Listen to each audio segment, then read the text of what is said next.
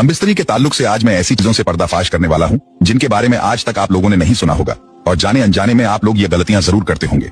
दोस्तों, मियाँ बीवी के ताल्लुक से कुछ ऐसे मसले मसाइल आते हैं जिनका जानना हर इंसान के लिए जरूरी है, मगर अफसोस कि आजकल हम दीन की किताब पढ़ते नहीं और किसी आलिम से ऐसे मसले पूछने में हमें शर्म आती है। मगर अजीब बात यह है कि हम बिस्तरी का मसला पूछने में तो हमें शर्म आती है, मगर वही गैरत उस वक्त कहाँ मर जाती है जब दूल्हा अपने दोस्तों को और दुल्हन अपनी सहेलियों को पूरी रात की कहानी सुनाते हैं।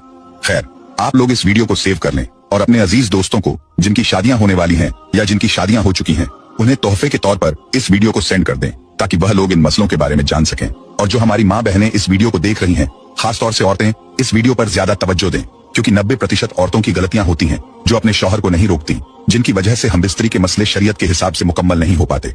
36 ऐसे मसले इस वीडियो के अंदर हमने कवर किए हैं जिनके बारे में आपने आज से पहले नहीं जाना होगा। शर्म की कोई बात नहीं है, आप लोग अपने घर में बैठकर भी इस वीडियो को देख सकते हैं, मगर हेडफोन लगा लें। हया के पर्दे में रखकर इस वीडियो को तैयार किया गया है। वो 36 मसले कौन कौन से हैं, ध्यान से आप लोग समझ लीजिए।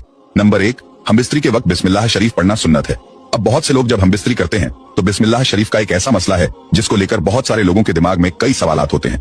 तफसीर नईमी जिल्द नंबर 2 सफा नंबर 410 पर है कि हम बिस्तरी के वक्त बिस्मिल्लाह शरीफ पढ़ना सुन्नत है, मगर याद रहे कि सतर खोलने से पहले यानी कपड़े उतारने से पहले बिस्मिल्लाह शरीफ पढ़ लें। और सबसे बेहतर यह है कि जब कमरे में दाखिल हों तो कमरे के अंदर दाखिल होते ही बिस्मिल्लाह शरीफ पढ़कर दायां कदम अंदर रखें। अगर इंसान हमेशा इसी तरीके से करता रहेगा तो शैतान कमरे से बाहर ही ठहर जाएगा, वरना वह भी आपके साथ हम बिस्तरी में शरीक हो जाता है। नंबर 2, हम बिस्तरी के वक्त बात करना मकरूह है। बहुत से लोग हम बिस्तरी के दौरान बातें करते हैं या चीख पुकार करते हैं। ऐसे लोगों के लिए फतावा रजविया जिल्द नंबर 9 सफा नंबर 46 पर साफ साफ लिखा हुआ है कि खास जिमा यानी हम बिस्तरी के वक्त बात करना सख्त मकरूह है क्योंकि इससे बच्चे के तोतला होने का खतरा है। उसी तरह उस वक्त औरत की शर्मगाह की तरफ नजर करने से बचना चाहिए क्योंकि ऐसा करने से बच्चे के अंधा पैदा होने का खतरा होता है। इसी तरह कपड़े उतारकर सोहबत न करें बल्कि ऊपर से चादर वगैरह डाल लें, वरना बच्चे के बेहया पैदा होने का अंदेशा होता है। अब सोचिए, आप लोग ये तीनों गलतियां करते होंगे, हम बिस्तरी के वक्त बातें करना, शर्मगाह की तरफ देखना और कपड़ों को उतारकर एक तरफ फेंक देना। हालांकि ये तीनों चीजें मकरूह हैं और ऐसा करने से आपके आने वाले बच्चों पर असर पड़ेगा। अब कौन ऐसा इंसान होगा जो जरा से मजे के चक्कर में अपने बच्चों पर इन चीजों का असर डालेगा? बाकी आप लोग खुद समझदार हैं।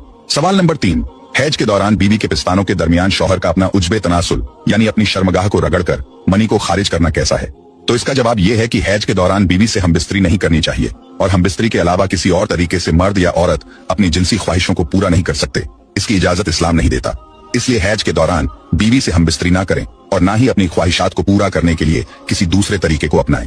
सवाल नंबर 4, क्या बीवी अपने शौहर का उज्बे तनासुल यानी कि शर्मगाह को पकड़कर उसको फारिग कर सकती है? इसका मतलब यह है कि क्या बीवी अपने शौहर की शर्मगाह को पकड़कर उसकी मालिश करके या उसको रगड़कर शौहर की मनी को निकाल सकती है?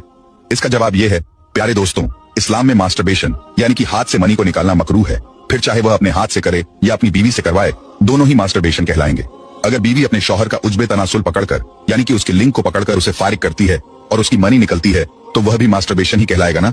इस्लाम में इसे नाजायज और मकरूह तंजीही कहा गया है, इसलिए इस काम से बचें और ऐसा बिल्कुल ना करें। सवाल नंबर 5, क्या हम बिस्तरी से पहले मियाँ बीवी एक दूसरे के कपड़े उतार सकते हैं? दोस्तों, हम बिस्तरी से पहले शौहर अपनी बीवी के और बीवी अपने शौहर के कपड़े उतार सकती है। मतलब मियाँ और बीवी हम बिस्तरी से पहले दोनों एक दूसरे के कपड़े उतार सकते हैं, इसमें कोई हर्ज नहीं है। लेकिन मुकम्मल नंगे होना या पूरे नंगे होकर हम बिस्तरी करना दुरुस्त नहीं है, इसलिए ऐसा करने से बचें। सवाल नंबर 6, अगला मसला है किसी और का तसव्वुर करना, जो 95% लोग करते हैं।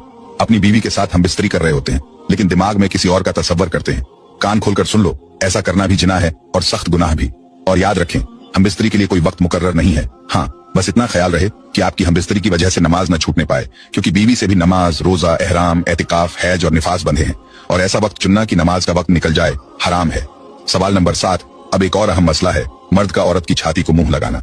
मर्द औरत की छाती पर मुंह लगा सकता है, ये जायज है, मगर इस तरह मुंह लगाना हराम है कि दूध निकलकर हलक तक पहुंच जाए। अगर ऐसा कभी हो गया है और बीवी का दूध हलक से नीचे उतर गया है तो तौबा कर लें, लेकिन इससे निकाह पर कोई फर्क नहीं पड़ेगा। बहुत से लोग कहते हैं कि अगर बीवी की छाती को मुंह लग गया तो निकाह टूट जाएगा, तो मैं साफ कर दूं कि फतवा रजविया सफा नंबर 568 पर लिखा है कि ऐसा करने से निकाह पर कोई फर्क नहीं पड़ता। सवाल नंबर 8, अगला मसला है मर्द और औरत का एक दूसरे के सतर को यानी एक दूसरे के जिस्म को देखना या छूना, जो जायज है। लेकिन जैसा कि पहले बताया गया था, शर्मगाह को देखना मना है। हालांकि उसके जिस्म को देखना जायज है, मगर मकामे मखसूस की तरफ न देखें क्योंकि इससे निसयान, भूलने की बीमारी का मर्ज होता है और निगाह भी कमजोर हो जाती है। सवाल नंबर 9, अब अगला मसला ध्यान से समझें। हम बिस्तरी के वक्त मर्द नीचे हो और औरत ऊपर हो, यह तरीका हरगिज सही नहीं है। इससे औरत के बांझ होने का खतरा रहता है। आजकल लोग ट्रेंड के चक्कर में ऐसी हम बिस्तरी कर लेते हैं, जबकि ऐसा करने से बीवी के बांझ होने का खतरा है। जो हमारी माँ बहनें इस वीडियो को देख रही हैं, वह अपने शौहर को ऐसा करने से मना कर दें तो ज्यादा बेहतर है। सवाल नंबर 10।